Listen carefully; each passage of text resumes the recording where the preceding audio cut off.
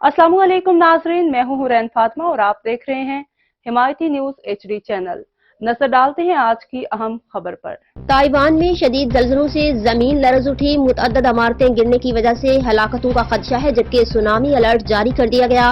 गैर मुल्की media reports के मुताबिक ताइवान की दारुल हुकूमत ताइपे में जल्जले के शदीद झटके महसूस किए गए। रेक्टर स्केल पर जल्जले की शिद्दत 7.5 रिकॉर्ड की गई।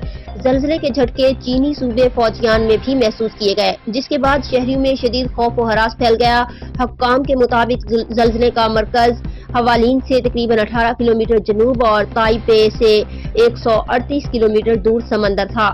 जल्जला मकामी वक्त के मुताबिक बुध की सुबह तकरीबन 8 बजे आया। झटके जापान, शंघाई, सुजू, शेनजीन, गवांगजू और शांतु। इब्तदाई इत्तलात के मुताबिक जल्जले के नतीजे में मुतअद्दद इमारतें जमीन बोस हो गई हैं। इमारतों के मलबे तले दबने की वजह से मुतअद्दद हलाकतें होने का खदशा है।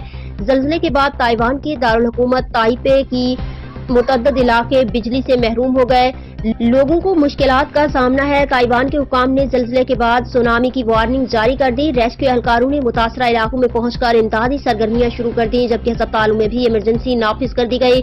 याद रहे कि सितंबर 1999 में ताइवान में 7.6 शिद्दत का जल्जला आया था, जिसमें जजीरे की तारीख की सबसे मुहलिक कुदरती आफत में लगभग 2400 अफराद हलाक हुए। मजीद खबरों और अपडेट से बाखबर रहने के लिए देखते रहें हिमायती न्यूज HD चैनल।